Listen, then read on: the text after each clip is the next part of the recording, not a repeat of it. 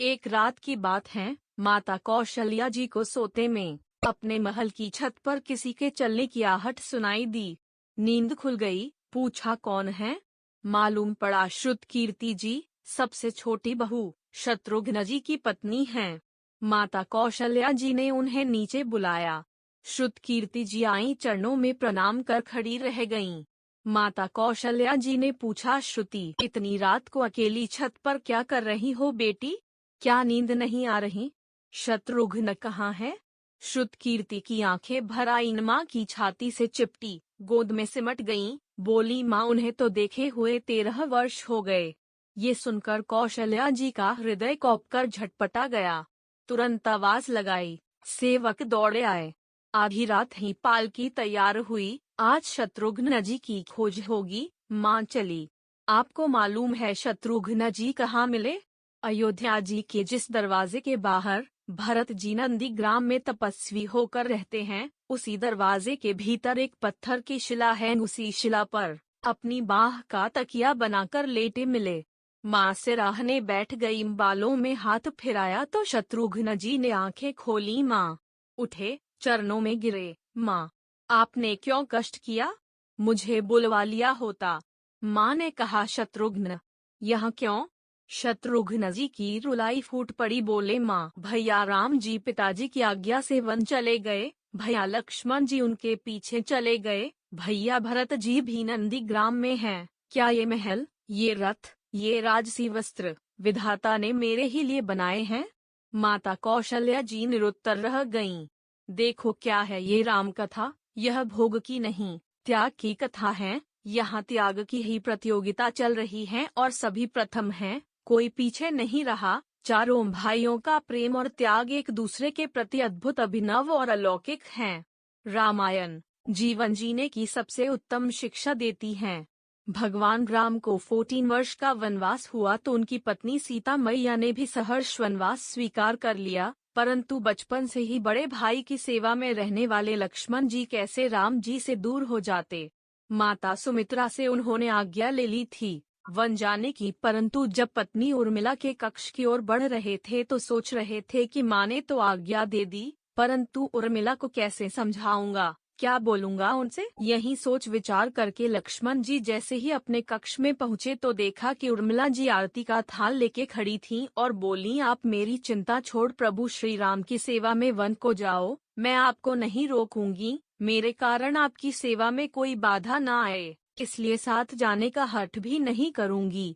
लक्ष्मण जी को कहने में संकोच हो रहा था, परंतु उनके कुछ कहने से पहले ही उर्मिला जी ने उन्हें संकोच से बाहर निकाल दिया। वास्तव में यही पत्नी का धर्म है। पति संकोच में पड़े, उससे पहले ही पत्नी उसके मन की बात जानकर उसे संकोच से बाहर कर दे। लक्ष्मण जी चले गए, परंतु 14 वर्ष तक उर्मिला ने एक तपस्विनी की भांति कठोर तप किया। वन में प्रभु श्री राम माता सीता की सेवा में लक्ष्मण जी भी कभी सोए नहीं, परंतु उर्मिला ने भी अपने महलों के द्वार कभी बंद नहीं किए और सारी रात जाग जाग कर उस दीपक के लौ को बुझने नहीं दिया।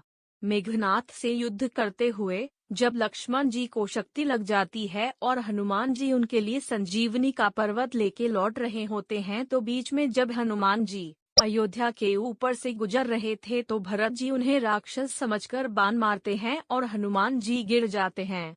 तब हनुमान जी सारा वृत्तांत सुनाते हैं कि सीता जी को रावण हर ले गया, लक्ष्मण जी युद्ध में मूर्छित हो गए हैं।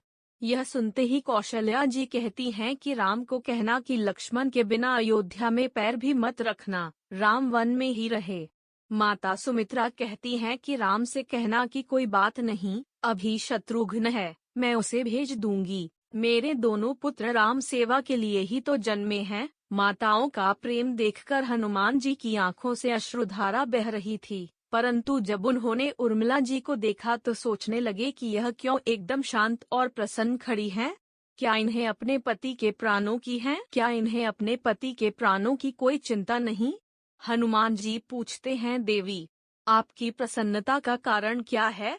आपके पति के प्राण संकट में हैं। सूर्य उदित होते ही सूर्य कुल का दीपक बुझ जाएगा। उर्मिला जी का उत्तर सुनकर तीनों लोगों का कोई भी प्राणी उनकी वंदना किए बिना नहीं रह पाएगा। डंडा। उर्मिला बोली, मेरा दीपक संकट में नहीं है, वो बुझ ही नहीं सकता। रही सूर्योदय की बात, तो आप चाहे तो कुछ दिन अयोध्या में विश्राम कर लीजिए, क्योंकि आपके वहां पहुँचे बिना सूर्य उदित हो ही नहीं सकता। आपने कहा कि प्रभु श्री राम मेरे पति को अपनी गोद में लेकर बैठे हैं। जो योगेश्वर प्रभु श्री राम की गोदी में लेटा हो, काल उसे छू भी नहीं सकता। यह तो वो दोनों लीला कर रहे हैं। मेरे पति जब सेवन गए हैं, तब से सोए नहीं हैं। उन्होंने न सोने का प्रण लिया था, इसलिए वे थोड़ी देर विश्राम कर रहे हैं, और जब भगवान की गोद मिल गई तो थोड़ा विश्राम ज्यादा हो गया, वे उठ जाएंगे। और शक्ति मेरे पति को लगी ही नहीं, शक्ति तो प्रभु श्री राम जी को लगी है। मेरे पति की हर श्वास में राम है, हर धड़कन में राम, उनके रोम रोम में राम है, उनके खून की बूंद बूंद में राम है। और जब उनके शरीर और आत्मा में ही सिर्फ राम है,